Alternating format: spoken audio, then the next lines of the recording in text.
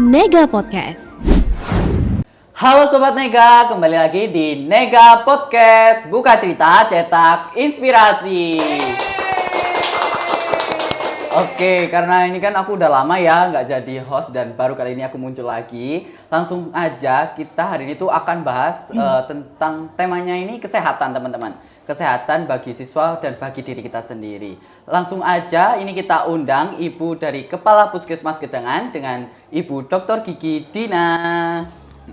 Halo. Oke, Bu, gimana kabarnya? Bu? Alhamdulillah sehat, Alhamdulillah Mas sehat, ya, Bu. Faiz. Kita kan sempat ketemu nih ya Bu kemarin di screening. Oh iya, Puskesmas. waktu pemeriksaan mata Iya. di Puskesmas. Nah, kalau boleh tahu nih ya Bu ya, pemeriksaan apa sih Bu yang sedang dilakukan di aula atas dari Puskesmas Gedangan Oke, ini? jadi hari ini kita ada pemeriksaan namanya CKG atau PKG.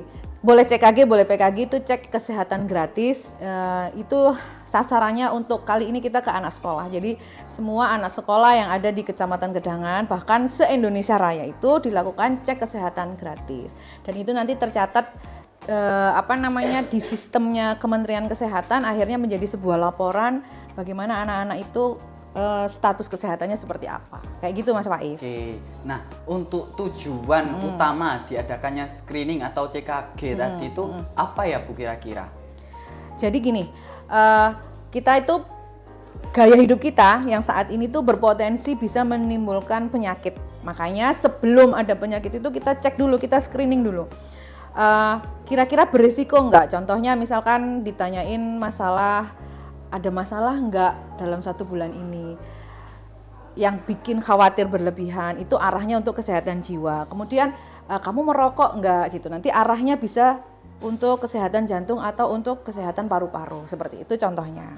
Oke. Nah, terkait merokok nih ya Bu. Ya. Kan kita sempat lihat lah, sempat tahu kalau siswa-siswi SMK, SMP itu kan kadang ada ya Bu yang udah Ada. merokok. Nah, Ada.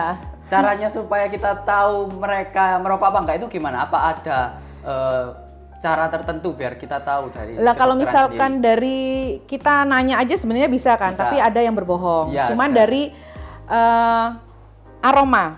Kalau yang banget itu dari aroma itu kita udah tahu, oh ini perokok nih, atau dari giginya, atau dari bibirnya. Kita sudah bisa tahu. Jadi ya ketahuan gitu. Kalau misalnya bohong itu ketahuan. Iya juga. Ya. Apalagi kan bohong dosa ya. Bu. Iya, bohong juga nggak boleh ya. Oke, untuk prosedurnya sendiri ketika pemeriksaan screening itu gimana ya Bu? Mulai dari awal sampai akhirnya. Ya, seperti yang sekarang dilakukan di SMK Gedangan ini. Jadi dari awal tuh kita daftar dulu nih. Kita daftar, itu masuk di aplikasi namanya ASIK, Aplikasi Sehat Indonesia. Itu didaftar dulu, kemudian setelah didaftar nanti masuk ini. Jadi kita membutuhkan NIK. Jadi kemana-mana itu kalau bisa NIK itu hafal atau KTP itu dibawa. Kalau SMA belum punya ya Iya, KTP belum ya, punya. jadi hafal NIK-nya. Jadi misalkan mau periksa atau mau apa, itu yang dibutuhkan sekarang kan NIK ya. Nah, itu sudah tercatat di Kementerian Kesehatan. Kemudian kita lakukan pengukuran berat badan, tinggi badan, tekanan darah, lingkar perut. Lingkar perut ini juga penting untuk indikator penyakit iya atau tidak ada gitu ya. Kemudian terus kita untuk anak-anak usia di atas 15 tahun ke atas itu kita cek gula darahnya. Tapi gula darahnya itu bukan yang puasa, jadi gula darahnya itu sewaktu. Jadi dengan ditusuk di sini pakai namanya itu pembuluh darah kapiler namanya. Jadi dia tepi, jadi bukan yang diambil darahnya itu. Kemudian kita untuk anak-anak perempuan itu kita cek HB-nya. Kadar hemoglobin di dalam darahnya. Itu untuk kita mewaspadai ada tidaknya sakit anemia atau kekurangan darah. Kemudian setelah itu di screening yang lain ada misalkan pertanyaan terkait tadi yang kesehatan jiwa, kemudian dia rutin beraktivitas fisik apa enggak, dia bugar atau enggak. Jadi untuk menentukan kesehatan secara fisiknya. Kemudian ada lagi mungkin seperti pertanyaan mengenai transfusi darah.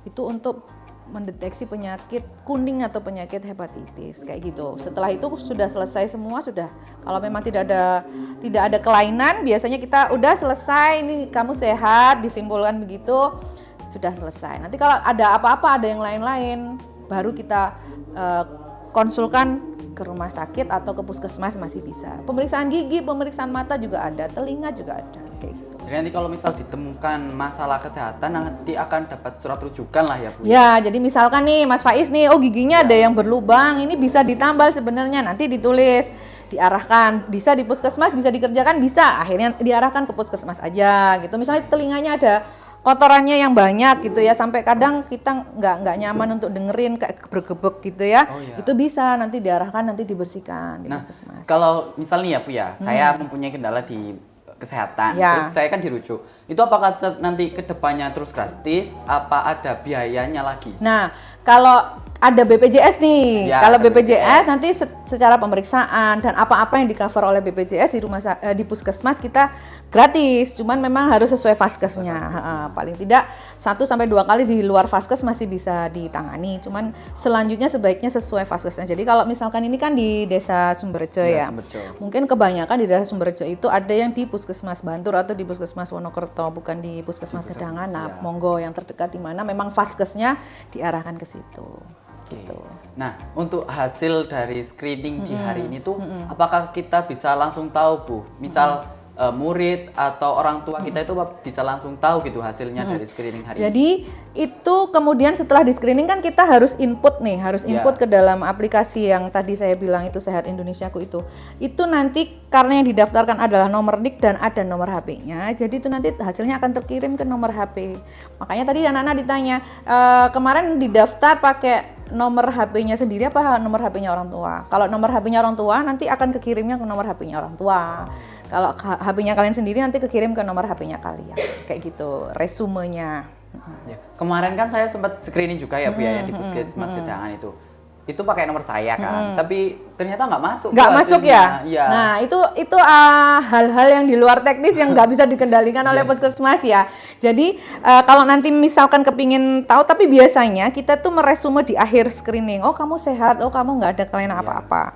Atau misalkan tadi Mas Faiz, oh giginya ada yang perlu dicabut misalnya. Nah itu kita kasihkan rujukannya ke sekolah. Jadi sebatas itu. Kalau sudah tidak ada yang disampaikan lainnya, insya Allah aman. Kecuali kalau memang, oh ini ada gangguan kesehatan jiwa nih harus ke psikolog gitu. Biasanya kita semuanya kita sampaikan ke sekolah, nanti akan ditindaklanjuti. Karena memang beberapa ternyata HP itu nggak match sama nomor NIK-nya. Ya. Atau karena usianya yang megang itu usianya masih anak-anak Ya, mungkin nggak diinformasikan gitu. Tapi kalau mau lihat kesimpulannya pun ke puskesmas juga bisa kita bukain datanya. Oh ini kesimpulannya beresiko ini atau tidak beresiko ini ada. Nah, kan tadi kalau misal kita dapat kendala kan itu langsung dirujuk ya Bu Ya. ya. Apakah nanti misal dari Puskesmas Gedangan merujuk saya, apa ada rumah sakit tertentu yang dipilih atau kita bebas milih gitu Bu? Nah, kalau BPJS itu nggak bisa bebas milih ya. Rumah sakit saya maunya ke RSSA gitu ya. Atau saya maunya ke RSI yang di kota gitu, nggak bisa. Jadi begitu kita masukkan datanya Faiz nih ya, misalnya perlu dirujuk, nanti ada pilihannya rumah sakitnya. Jadi misalkan yang terdekat, ya kita kan di Gedangan nih, di kabupaten yang terdekat di Gedangan apa kira-kira? Biasanya ada RSI Gondang Legi, ada Wafa, ada yang pokoknya deket-deket Ya, itu ya, daerah sekitar situ. Nanti bisanya yang mana? Karena jamnya beda-beda.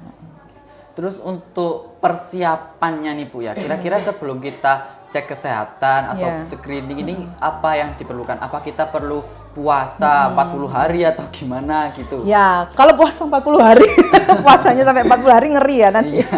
Hasilnya nanti kurang banget nanti malahan ya. Jadi kalau untuk ini kan kita screeningnya ringan ya. Jadi nggak perlu, apalagi anak-anak kan, anak sekolah biasanya kan udah jelas dia beraktivitas sehari-hari, udah kelihatannya secara umum kelihatannya sehat. Jadi nggak perlu sampai yang pemeriksaan berat. Jadi tidak perlu ada persiapan seperti puasa semalam sebelumnya, nggak perlu. Karena kita ngambil pun untuk pemeriksaan gula darah itu juga gula darah acak. Jadi habis makan pun sebenarnya nggak apa-apa. Jadi yang dicek ini berdasarkan hasil yang sekarang gitu ya Bu? Ya, kecuali kalau memang ada yang sakit yang benar-benar berat, baru contoh pengambilan gula darahnya kita pakai yang dari vena seperti ini, diambil kayak gitu, harus puasa dulu ada kayak gitu.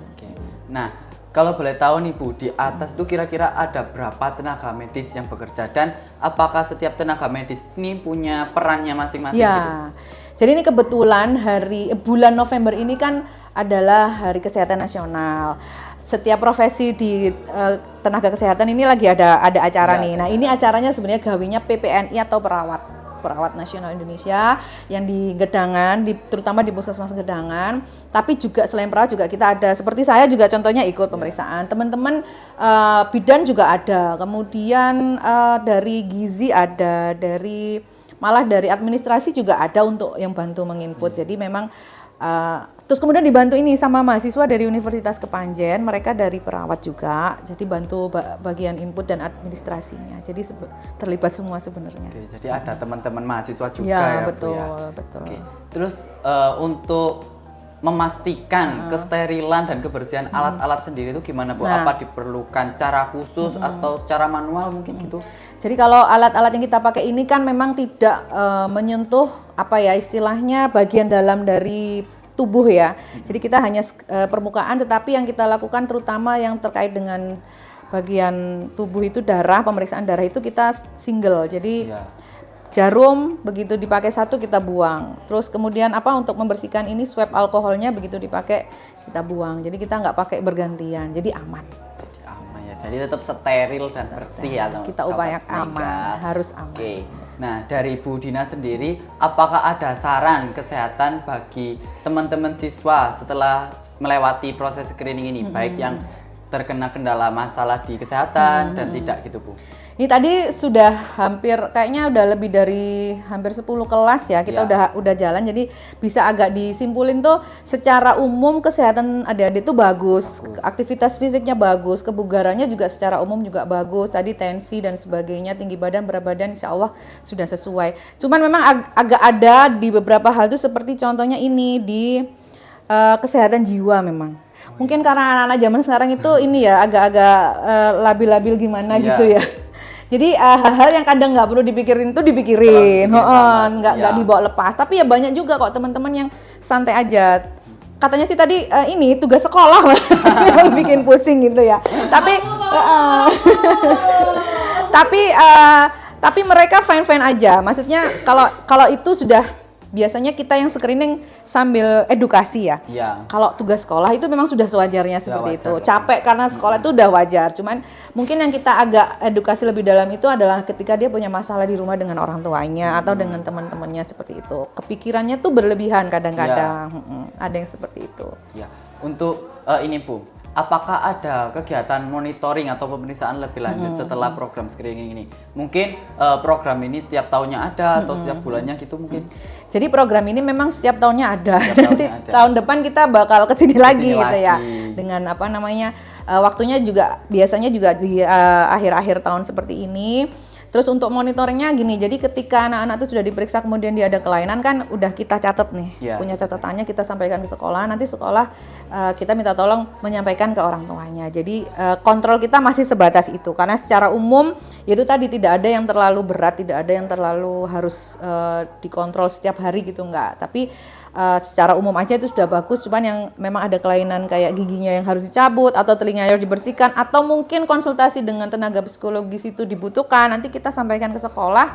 Nah nanti sekolah menyampaikan ke orang tua.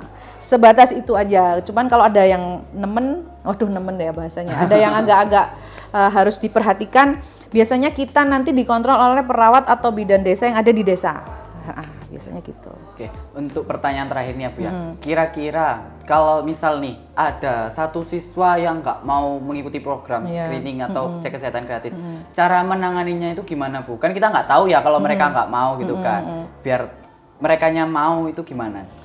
Apa ya sebenarnya kalau kayak gini tadi mau-mau aja gitu, nggak ada yang bener-bener ini ya. Biasanya mereka yang nggak mau tuh kayak suntik gitu ya, atau imunisasi gitu ya, pada nggak mau. Biasanya kita minta tolongnya malah ke sekolah, tolong ini dipegangin atau gimana. Tapi sejauh pengalaman ini sih kita alhamdulillah nggak ada yang menolak, kecuali kalau memang yang kayak imunisasi Mas, itu. Tapi kalau di kelas usia-usia kayak Mas Faiz kan udah nggak ada ya. Biasanya kita di kelas SD yang menolak tuh lumayan sebenarnya juga ada. Tapi ya kita kembalikan lagi ke orang tuanya, kalau memang sudah bener-bener nggak mau ya kita nggak maksa. Kayaknya sekarang itu takut suntik deh Bu. Tapi SMA nggak ada. Iya, ada. Saya aja takut Bu. Tapi nanti kalau ada kayak COVID bisa-bisa. Tapi semoga nggak ada. Itu 3 kali loh Bu. 3 kali. Udah nggak terasa ya Bu ya, Iya. kita podcast sudah hampir 15 Oh, udah nih, menit. oke. Udah gitu. lama ya. Oke, mungkin itu saja pertanyaan dari saya. Ya, Mungkin nanti kalau terima ada kasih. pertanyaan lebih lanjut bisa saya sampaikan di tahun berikutnya. Oke, mungkin. terima kasih. Semoga Oke. ketemu lagi ya. Kita Ya. diberi kesehatan Terima semuanya kasih Mas ya, Faiz. Bu Terima kasih Dina. juga Iya. Mas Faiz. Oke semuanya, terima kasih ya sudah menonton. Jangan lupa tetap subscribe, like, dan komen. Thank you semuanya.